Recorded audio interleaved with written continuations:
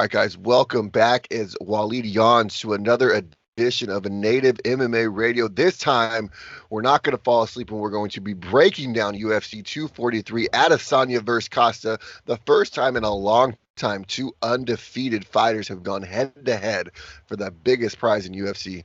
This time, it is middleweights Israel Adesanya versus Paulo Costa. Last time, it was Lyoto Machida versus Rashad Evans. Machida winning that fight. The challenger coming in, the Brazilian challenger coming in and taking out Mr. Rashad Evans. This time, Israel Adesanya from New Zealand is going to be taking on Brazilian Paulo Costa.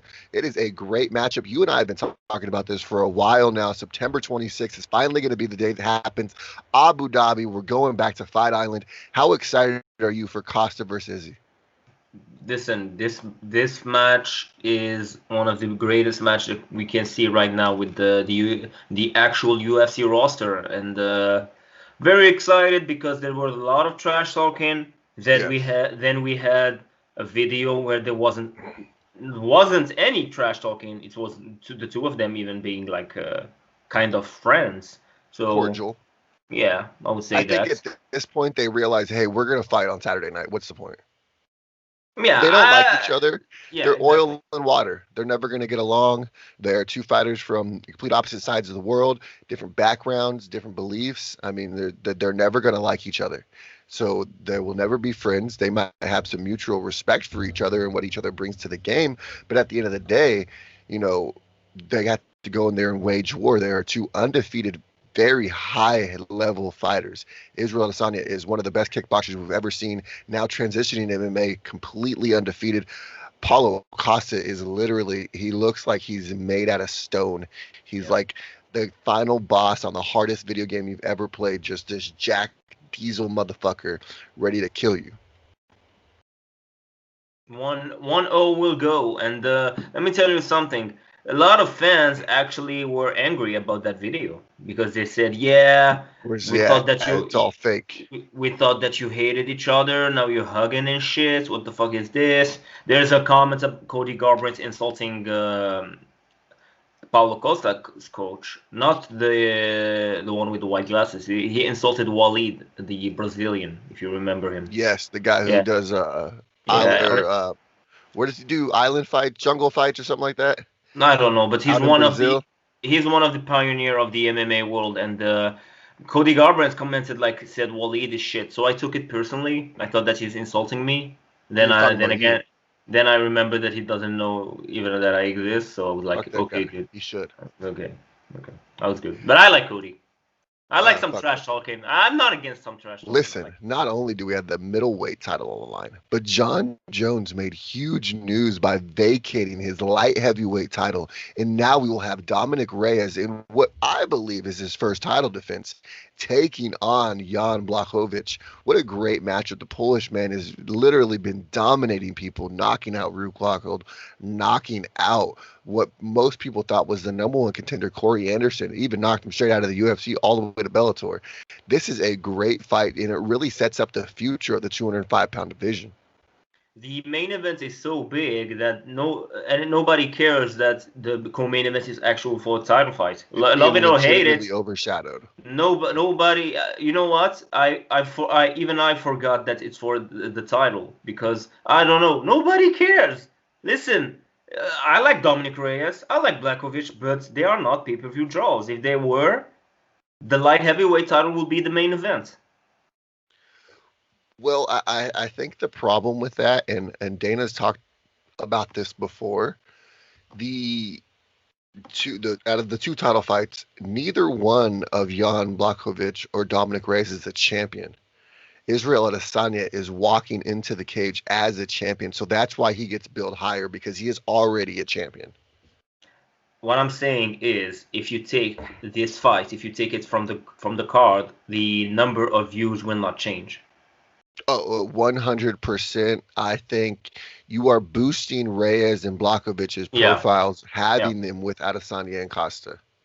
Exactly. And then let's talk about one thing too. City kickboxing, man. Israel Adesanya, Kai Kira France, Brad Riddle, Shane Young, 4 guys, man. They went for the three-peat in Sydney last year when Izzy fought Robert Whitaker. Now here they are back again. Great. I mean, these guys lived in the fucking gym together for 6 weeks. All these guys, they're coaches. They just went in there, grinded.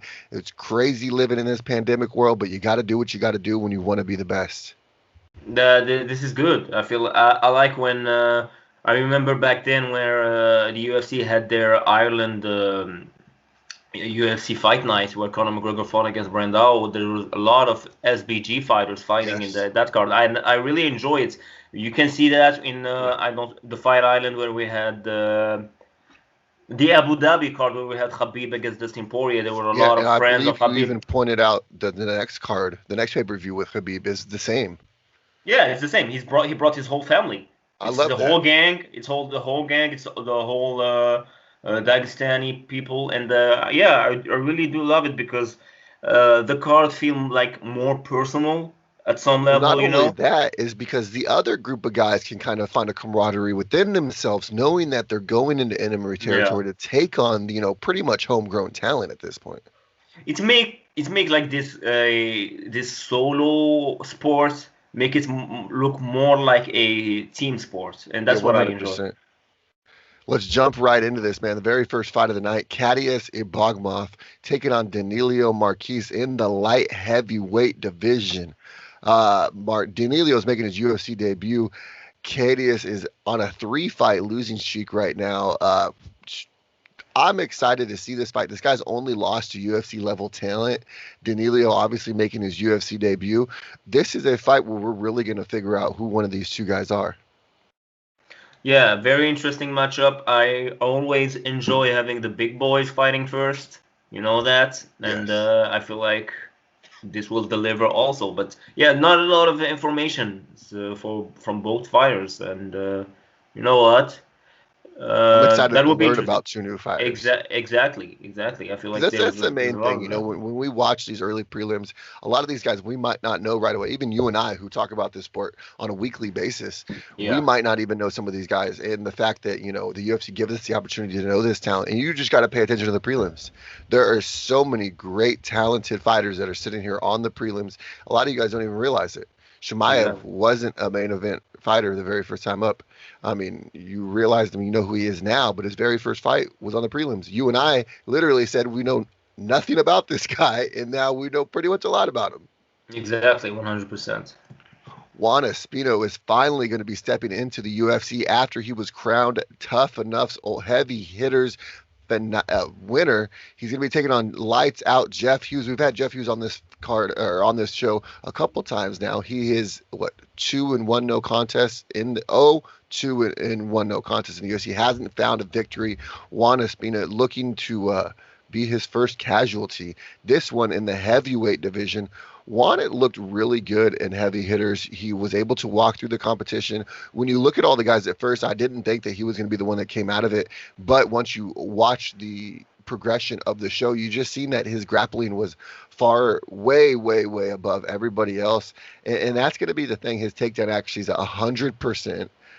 He averages 8 takedowns per 15 minutes. So it'll be interesting, man. If Jeff Hughes can keep this fight standing, he's got a chance. If he ends up on his back, though, I think it's going to be a long night for him.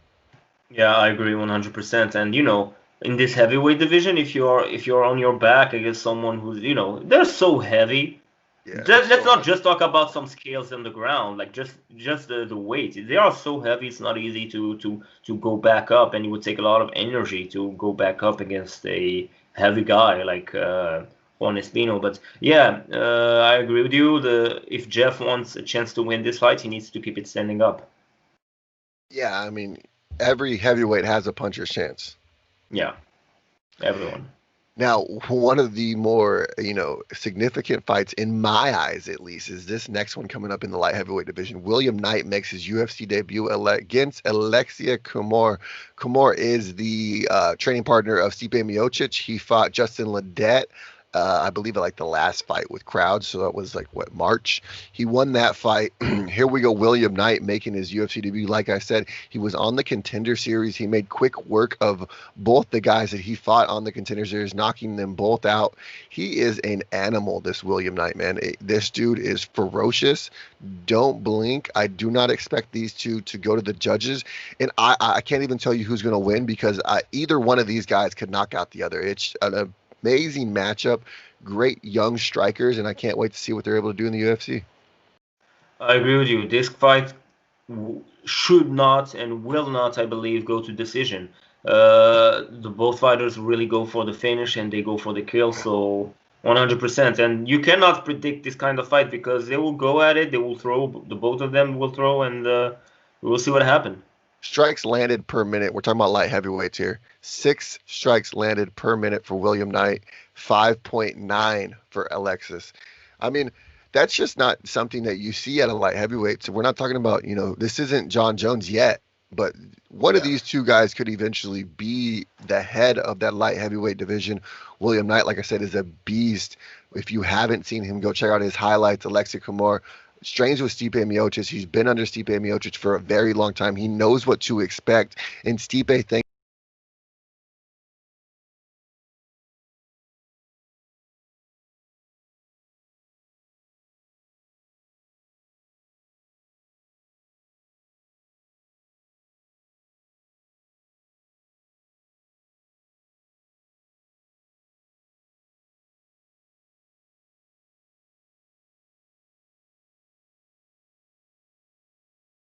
right now, dominant performances, though, and you could really find yourself in the head of the light heavyweight division. Yeah. Next fight, Shane Young, the first of the City Kickboxing folks, taking on Ludovic Klein. I just messed up homeboy's name, but fuck it. Sorry, buddy. Shane Young going in there looking great. Featherweight fight. He's obviously born in the featherweight division. Klein, though, is a 155-pounder dropping down. This is Klein's UFC debut, so obviously he's coming into it trying to be the smaller fighter. Shane Young, though, lost to Volkanovski, lost to Dye, lost to Arnett. Obviously, a loss to Volkanovski isn't that big of a thing. He's the UFC light heavyweight or UFC featherweight champion at this point. Shane Young, though, man, he's a killer. He is, and he had the experience of fighting against big names, like you said, like Volkanovski. Now, for when it comes for Ludovic Klein, it's his first fight in the UFC. He's a finisher. Now that I'm seeing his MMA record, there's a lot of finishes. He really go for the finish. But that's an interesting matchup with Youngman because he's got heart like crazy and he's willing to bring that fight out of you. We will see what he will do in the big league in the UFC, because there's a lot of fighters that come from other promotions where they have like 10 knockouts, I don't know how many submissions or whatever, and when they come to the UFC, it's just nothing. So it will be interesting. Will Brooks. Yeah. Okay. In the next matchup, man, Diego the Nightmare Sanchez coming back again. I feel like he's nocturnal, 72 years old, still or some the nightmare? Shit like that. He's still the nightmare. Well, yeah, watching him sometimes is a nightmare. Okay. Versus Jake Matthews, man. Jake Matthews has looked phenomenal as of late. I believe. Whoa, shit! He's on a. Oh, so he's lost one fight in his last 5. Jake Matthews has looked phenomenal, beating some big guys. Amir Mick, who you're high on. Also, though, Diego Sanchez beat Ferreira. He lost to. I mean, let's be realistic. Michel Pereira won that fight. Okay, that was the worst bullshit I've ever seen in my entire life. He hit him in the shoulder. It wasn't a call that should have been made. Who was the referee for that one? Tony? I don't remember, but probably was. It was a freak show. Listen, Diego Sanchez is a freak show. I don't know if you saw his video on the airport doing some weird. Oh yes, bro! You was sitting there doing exercises in the airport on embedded. I've seen that. Him and his coach, they are so weird. It's crazy. Jake Matthews, I feel like maybe every UFC fans will be behind him, because Diego Sanchez did something that I feel like no legend of this sport did actually. Because at some point, the likes of Diego Sanchez, they have like the whole MMA fan base behind him. They all like him, But somehow, some way, He find a way to make everybody hate him. It's not easy. Everybody loves Diego Sanchez. Everybody respects Diego Sanchez for all the Well, when you wars he look at had. the body of work that he's been through, I mean, he was on Ultimate Fighter 1. Yeah, He's been here the entire time. He's literally the only person who's been and fought in like 4 different generations that's still on the roster. it's not easy to hate him, and And he he's always actually been made it. crazy. It's not Yeah, like he's like punch drunk. It's not like this. Like if you watch the very first Ultimate Fighter, Diego Sanchez has always been out there. yeah. But that's not the good kind of crazy. The kind of crazy Yeah, right now is just boring. It's just like talking about tea or whatever. This kind of shit. The kind of LA shit. So exactly. yeah, so nobody likes this. So I believe like everybody would be behind Jake Matthews. But let me tell you something. Diego Sanchez shitting on him or whatever. If you remember his performance against Mickey Gall, it was beautiful. No, he did look really good against Mickey. You're absolutely correct. Yeah. What So we got next? We got Brad Riddle, the second of the City Kickboxing guys, going up against Alexa De Silva. Lico, man, I'm excited for this fight. These two go at it. A combined 3 losses over 21 fights for Alexi. Man, these two are going to go at it. I don't see the judges being involved in this one. I see this one being a fucking barn burner. The thing for me, if Brad Riddle can get this fight to the ground, I think it's going to be a long night for Alex. Brad Riddle really, he's so good on the ground. He's so good at getting those takedowns, and he utilizes his strikes to get those takedowns, which is one thing that I've noticed a lot about Brad Riddle is he sets up his takedowns with his strikes, and he has heavy hands. yeah, it's the perfect, I feel like, matchup between a striker and a grappler. Even Yeah, though Alex da eat up, Silva have Milwaukee. some, even if da Silva, I feel like have some good ground game, but it's a very interesting matchup. Like you said, Brad Riddle. I don't know why I'm feeling like this card is actually happening in Australia/New Zealand. Right? But it's not what's going on. It's in Abu Dhabi. It's Fight Island. But Adesanya brought his whole friends, his whole crew. It's good. It's good. It's a good prelims main event. It must be super easy, or much easier for his coach this way too. Yeah, Instead of having to have 4 fighters over 4 weeks, you just get it all done at one time. I feel like there's. I remember Nick Diaz saying that he never wants him and Nate fighting in the same card. Because it's too bad or it's too hard or whatever. But maybe because they are brothers, I don't feel like Nick Diaz will have a problem with having Jake Shield or Gilbert fighting in the same card. But some people actually don't want that. Like fighting is a selfish sport in some way, and sometimes a fighter needs everyone's attention. And that is the featured prelim of the night.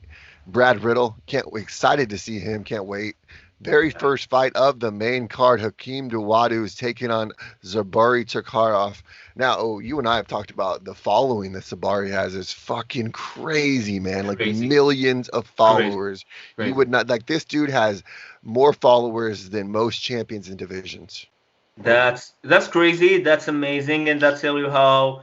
Like when people talk about what happened in the Conor and Khabib fight, and that jumping or whatever wasn't good. Listen, the guy, let me tell you, he had 3 million followers. He doesn't follow anyone. He had 3 million followers. We're talking about what 3 million followers and following 0% is. He Right? had 3 million followers just for being Khabib's friend and for jumping and punching Conor McGregor. Bro, I will punch That's it. Connor in his face right now for 3 million followers. That's it. That's I all you will need. pee on Conor McGregor for 3 But million followers. but you're not Russian. But you're not Russian. That's the big difference. You need to be Russian. You need to have the whole country behind you. He's from Dagestan. You have the whole Russian, Dagestani, and Muslim community behind him. Zubair actually, I know. You know what? Let me tell you something. I have some friends who actually are not MMA fans. Like they know maybe the top guys, whatever. Yeah. But they know, but John they Jones, Habib, even maybe not even John Jones, especially like the actual one, like just the Conor and Khabib, maybe just the big huge name, and they know who Zabara is. Like they don't have any information about a Francis Ngannou or whatever, but they know who Zabara is. This is how crazy the world is. right? Just so you know Just how look at it's a how big name. big of a demographic that is. And Yeah, I've said it before on this show. Abu Dhabi is really the fight capital of the Eastern Hemisphere. And I don't understand why people don't open their eyes more. The Middle East has millions of people. And literally, as you can tell, they get behind their guys. And the islands like Abu Dhabi, like in Qatar or whatever, that you have every celebrity have a house down there or whatever, or an Yes. apartment. So you know that if you make a car there, you will have huge celebrities worldwide going to watch. And let me tell you something, this Fight Island thing is one of the greatest thing I believe economically Abu Dhabi did, because after this COVID is gone and the Everyone's going to go there. UFC come back, yeah, it will be crazy. Well, I wouldn't be surprised if they keep Fight Island and they let fans enjoy it as well. That's a possibility. Dana White, listen, Dana White, where he see money, you know that Dana White would jump right into For it. So sure. yeah, Hakeem Dawadu, though, man, that is no easy matchup for him. He is going to have his hands full. Zabaria, unfortunately, I don't think he's going to win this one. Hakeem is a bad, bad man. He has knocked out some big guys. He beat Julio Arce. That was the most impressive victory to me. Will Arnett as well. This dude is literally, every time we see him step in the octagon, he gets better and better and better. 5 strikes landed per minute. I'm super excited to see Hakeem, and I think it's going to be a really, really long night for Zabari. I really feel like Hakeem's power can be like the reason why Zabara cannot win, because when it comes to power, Hakeem has a huge power, and you know that he's a knockout artist. Zubaira is more of a let's go to decision type of fighter, I feel like, and that's not maybe good for this fight. Yeah, I don't see it going to the decision, unfortunately for him. So if that's his game Yeah, plan going into it, exactly. I think Hakeem's going to take him out before we even get to that. Exactly. I agree with you. This next fight, I'm super excited about. Sajara Eubanks looked very good in her last fight, getting a quick turnaround this time against Caitlin Varela.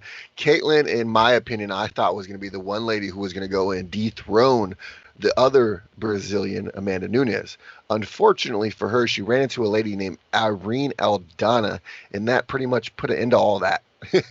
But Yeah. here we go, Miss Caitlin Vieira coming back yet again. She looked good against Kat Zagano. Unfortunately, after that, she had some injuries, had a long layoff, lost to Aldana. Here she goes, hopefully getting back in the swing of things. But I mean, Sajara Eubanks has looked to be on another level at 135 pounds. She's really grown up in front of our eyes in the UFC. She lost, 2 big fights to Aspen Ladd, one to Betch. And then she's looked very good in her last 2. Julia Villa is no joke in the 135-pound division, and she took care of business. She used her wrestling very well, and she just went out there and outworked Julia Villa. If she could do the same thing to Caitlin Vieira, holy shit, watch out for Sajara Eubanks, guys. Well, potentially people would go with Caitlyn saying that, maybe it was a fluke, her last fight. Maybe that's why she lost or whatever. But Sijara is actually looking better and better in each fight. And Yeah, Sijara like I said, she's grown up in front of our eyes. and Sijara always looked good in fights. Sijara always looked good. Like her only problem is she got some losses in decision. That like the potential was there, the talent And was she there, the shouldn't have been skill in was there. 25. She should have always been in 35, in my Exactly. opinion. I don't think she should have ever tried to make that drop. I think the weight class for her is 135 pounds, and I think that she's really fallen into it. Yeah, I agree with you 100%. So this is not an easy matchup for Caitlin Vieira. If people think that it will be an easy matchup, it's not. No, not at all. If people are going to bet, that's not an easy match to pick because But there's a couple of these Sijara is no fights joke. where I'm like, fuck, man, I would not want to touch these. Though that one being one of them, and then that William Knight fight. I don't know who's going to win those 2. Yeah, I agree with you. Kai Kara France is going up against Brandon Royval in the co-main event. Kai Kara France is the third city kickboxing guy. The other one, obviously, is in the main event. Tyson Nam, we talked about in the last episode, had a huge win last Saturday night. He lost to Kai Kara France in his last fight. Kai Kara France has looked really good up against everybody except for Brandon Moreno. He's beaten Mark De La Rosa. He's looked very good in his UFC fights. He is 21-8-1 no contest. He took a lot of fights in New Zealand before he ever came to the UFC. His significant strikes per minute, 5.27. killer, man. The dude's really going to go in there and handle business. Obviously, City Kickboxing, great kickboxing pedigree. But what's most important to me is these guys' takedown defense. The entire team has great takedown defense. Kai Kira France is at a 90% takedown defense. He went up against world-class wrestlers like Mark De La Rosa.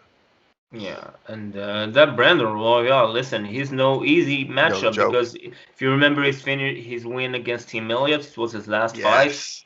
So he's taking out, big names. And Kaikara France, listen, he's one of And the he's kind of fought fighters. in Fight Island before, Roy Ball. Exactly. And Kaikara France is the kind of fighters that everybody like enjoy watching fight. I feel like I always enjoyed watching him fight. His fights always look good. So that's a very tough fight to call also. Yeah, great matchup. So obviously the matchmakers took their time with this one, and they really put together stylistically great matchups. Yeah. Who do you got though? I gotta get it. Roy Ball, Kai Kira France. I will go with Kaikira France for this fight. I'm gonna have to agree with you on that one. Let's do the whole main card real quick. Hakeem and Zabara. You know what? Even though the power of Hakim can be huge, I feel like Zabara has some shin in him, and he can like survive that first round and maybe get a decision win by winning the second and third. So I'll go with Zabara. I'm gonna go with Hakeem on that one. Caitlin Vieira or Sajar Eubanks. I feel like everybody will go with Caitlin, so I will go with Caitlin. You know what? Sajar has really impressed me lately. I feel like she could pull this one out, and if she does, She can. I'm telling you, man, she's going to be a real threat to that 135-pound title. She might not win it, but I think that she has power in those hands. She might not be the tallest fighter, but she definitely has power in those hands. It could make it interesting. You can, yes. Now let's get to the title fights, man. Co-main event, UFC Sorry, this isn't an interim belt. UFC Unified Light Heavyweight Even you think it's an interim belt. Even you. What are you talking about? You're a big Dominic Reyes fan, and even you think that it's. Even you think that. I'm sorry, okay? When you talk about light heavyweight title fights and you don't say John Jones, it's just confusing. It's literally Nobody cares about forever. This fight. I'm telling you, nobody's caring about this fight. It's sad, but it's the truth. Listen, I'm just still upset the fact that Reyes has a loss next to John Jones when he clearly beat him 3 rounds to 5. I agree with you 100%, but that's not the question. The question is why nobody's giving a fuck about this fight. I'm not understanding. I think, honestly, after the fight happens, that we're going to care a little more. I think we'll have a little more clarity in what's going on in the light heavyweight division. I don't think John's going to be coming back at all. Personally, I think he's going to stay in the heavyweight division. The one thing that will really fuck this up is if Jones wants to come back. I hope not. I hope not for those guys that John Jones will come back. I feel like he will not, because he does. Why would he vacate the title if he's not coming back? If he's coming back, it's John Jones. Nah, he's not doing that. He's moving to the heavyweight, and yeah, that's what he's doing. And this fight is a very, very, very good fight. Dominic Reyes. The one thing for me, though, is Dominic Reyes is going to come forward with the pressure, right? Yeah. He always does that. He's a pressure fighter. He's always in your face. He cuts off angles very well, and he utilizes the entire cage to his advantage. Yeah. The one thing for me, Jan Blachowicz is a counterpuncher. You've seen him counterpunch people to death. He did it to Corey Anderson. He did it to Luke Rockhold. If Dominic Reyes pushes forward, you're kind of playing into Jan Blachowicz's game, are you not? Yeah, I agree with you. And listen, Blachowicz is in a 3-5 winning streak. He won against Rockhold, Jacare Souza, and Corey Anderson, destroying Corey Anderson, kicking Corey Anderson out of the UFC, basically. He knocked out Luke Rockhold. We haven't heard from him since. Yeah, exactly. And Dominic Reyes lost his last fight, even though everybody thinks he wins. So I'm not sure about how he will come. Will he have like this? Because you need to feel bad, because if you think that you won the belt and they didn't give you the belt, chip on your shoulder. Exactly. So I'm not sure of what version of Dominic Reyes we will see, but I'm sure about the version of Jan Blachowicz we will see. In my opinion, I think at this point, Dominic Reyes is not going to leave anything to chance. I think he's going in there to finish, and it's going to be one of those situations where he either takes his man out or he dies on his shield. He has to, because that's Jan Blachowicz, man. if you're having a night off, you will be on the ground, and he will be winning the belt. So Yeah, you'll have a uh, couple nights off after that. exactly. So personally, I'm not sure about the version of Dominic Reyes we will see. So I will have to go with Jan Blachowicz. My thing though is Jan's been able to train, no problem. There's zero, restraints in Poland when it comes to training. Dominic Reyes has not been able to do that. The air quality in California because of the fires has been horrendous. So Yeah. not only on top of the air quality, you have the fact that most gyms are closed. You can't have a whole lot of people. I'm sure they probably made an exception for Reyes. Okay, let's be realistic. I'm sure Dana can call the governor and be like, "Hey, listen, this guy needs his gym open. Shut the fuck up." Yeah. No, for sure they find a way for him. But so you're going with Dominic Reyes in this fight? I feel like he's gonna win. I feel like he's already the light heavyweight champion. I feel like you're just giving him what he deserves. This is his first title defense, and he's gonna go out there and prove what he did against John Jones wasn't a fluke. I hope for him that it wasn't a fluke because and it wasn't a fluke. Let's not say a fluke because it wasn't his bad. It was the judging who messed up. So I'm not sure. I'm not sure about Dominic Reyes in this fight. So I don't know why I'm having a bad feeling about him. You know what? A couple weeks ago, I would have told you Jan Blachowicz was gonna win. And I had the same thing. There's an inkling. I just didn't. I don't feel safe with him. I feel like he's already trying to come up with excuses. Dominic Reyes, that is. Oh, I didn't have enough time to train for this fight. I needed 2 more weeks than you guys gave me. Just a lot of shit. So I feel like he's already kind of built in some excuses. But then the more and more I watch the countdowns, the more and more I watch him bet it. I feel like he's in the zone. He's ready to go. I hope for him because listen, if he's in the zone, 100% he can, and I think even he will win this fight. My problem is I'm not sure if he's in this mindset because there's no fighter in the history of those vlogs that would tell you, yeah, I'm not feeling it. Every fighter will tell you, I'm here, I'm ready, I'm willing. Yeah, but I don't really. I never pay attention to what they say. Yeah, I and always then pay attention to their body language. And then after the fight, they tell you, yeah, it wasn't good for me. They will all tell you they had the best training camp in their life, and after their loss, they will tell you it was the worst training camp in I their was life. injured.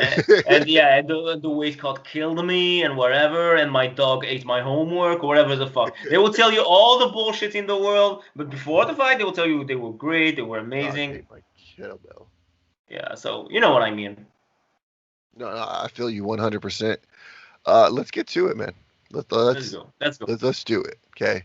Let's Completely undefeated 19-0 Israel Adesanya versus completely undefeated 13-0 Paulo Costa, one of the most anticipated 185-pound title fights that I can remember in a very long time. Maybe Anderson Silva versus Vitor Belfort has the same mystique as this. This is an exciting fight. These two do not like each other. These two have been calling each other out after fights for the past year and a half. Israel literally, after he won his title, after he knocks out Robert Whittaker, the reigning defending middleweight title champion at that time, he turns his attention to Paulo Costa and goes off on him. I mean, let's be realistic. Once Izzy gets done with him, he's going to look even more like Ricky Martin. Botched. Listen, this fight is so amazing. Both fighters, their last win was against Yoel. The fight was not the same. Paulo Costa actually had a fight against Yoel. Israel Adesanya actually had some running sessions with Yoel, I would say, in that fight. People have been talking shit about his performance against Yoel, but for me it was not. It wasn't a good performance. But that's a very interesting matchup. People are saying cardio will be the main factor in this fight. If the longer the fight will go, the more chances Izzy have. If the fight ends shortly, like quickly, it will more be like a win for Paulo Costa. I agree, but I feel like also if in the beginning of the fight, if Paulo Costa really hurts it Izzy, even if Paulo get a little bit tired, Izzy will not be able to finish Paulo Costa, in those final rounds. So personally, I will go with Paulo Costa. I feel like his power. I feel like Izzy never fought against a guy with so much power. I feel so. So I'm not sure. In another way, I feel like Easy have so many skills when it comes to striking. So he No, can you're absolutely right. maybe. So he fought against some beast, in Muay Thai and in kickboxing. So who knows? I'm not sure, man. I'm not Izzy sure has about a this guy. much deeper arsenal for sure. You have to look at Exactly. his entire body of work when it comes to his martial arts career. Like you said, he's been in Asia and Thailand, just going crazy, learning his kickboxing techniques. I Yeah. think he's probably the most fluid striker we've ever seen in the UFC. I think he's the most evolved fighter we've ever seen in the UFC. When you look at his takedown defense, 86%. Obviously, like I said, City Kickboxing is just amazing at that. He's a switch fighter. He's not an orthodox. He's not regular. He's able to do whatever he needs to do. He can put himself in your worst position and make himself look really good. Striking wise, is a better version than Anderson Silva. Like for me, there's no question. When it comes to striking, he's even better than the GOAT. But Paulo Costa, man, so many power, that physique, you can hit him with a baseball bat and he will not care. Dude, I mean, you can hit that guy in the head with a baseball bat. He's not even going to fucking feel it. Yeah, nobody. No, like I don't know. I don't know what it takes to finish a guy like Paulo Costa, a guy who's undefeated, a guy who never been finished. So man, skills wise, it would be crazy not to say that Easy have a advantage, and not a slight one, a huge one even maybe. Yeah, I mean, listen, Paulo Costa has beaten some big guys, but really, when you look at it, his last two wins are his biggest, and outside of that, it hasn't been a whole lot. I mean, Uriah Hall, Yeah, Uriah Uriah Hall Hall. is his biggest win outside of Yoel Romero. Johnny Hendricks' performance was terrifying. I Johnny remember Hendricks was so old when they fought. exactly, but I agree with you. He You he look has got a at huge. Izzy, Brunson, Anderson, Calvin Gastelum, Robert Whitaker, Yoel Romero. I can from all the fights that you named for me, only the Yoel Romero and Whitaker actually matter. Kelvin Gastelum is a welterweight guy who never should be even fighting for the belt. Anderson Silva is an old man, and Derek Brunson is the best gate holder in the UFC right now. So the Yoel Romero fight, it was more of a running fight, if you remember. That wasn't a fight. That was No, the one. bro, Yoel didn't do anything. He just stood there. Oh come on! Yoel Yeah, didn't do I can shit. I can say the same about Izzy because every time Yoel was trying to That's not engage, Izzy Izzy's was game. running. Yoel wasn't engaging. Easy was running every Which fight time. were you watching? Romero. Oh, which one were you watching? The one that happened. I'm watching the one that didn't happen because that wasn't a fight. Look at Yoel in the first 4 rounds threw under 10 strikes each round. Oh my god, that doesn't make sense because every Get time he's the trying to fuck engage, out of Easy was here. running. He was running for his life. But it is what it Let's is. just look at the total strikes for everybody, okay? I mean, realistically, neither one of them did shit. Izzy threw 132 punches to 89 for Yoel Romero. Okay. Now we're talking. Now we're talking that neither of them did shit in that fight. 129 strikes 129 to strikes. 80. Last week's main event, Colby had that in one round. What are you talking about? Fuck Colby. Come on. That's not what I'm saying. All All right, I'm saying listen. is Before we get too far off subject here, exactly. As who's always. got this one? You got Izzy, you got Costa. Who you got? You got the eraser, the last style bender, the current champion, or the undefeated prospect? Who walks out of Fight Island, the UFC middleweight champion of the world? I would go with Costa.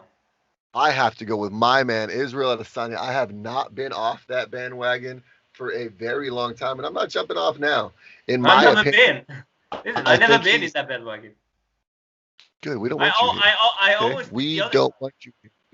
You go get on your MAGA fucking bandwagon with Colby. No. You need me to be against Adesanya because every time I'm picking the other guy is losing. So you need to keep it like that way. This is true. Izzy has been undefeated every time he picked against him. Yeah, exactly. All right, man. Let me get 3 fights to watch.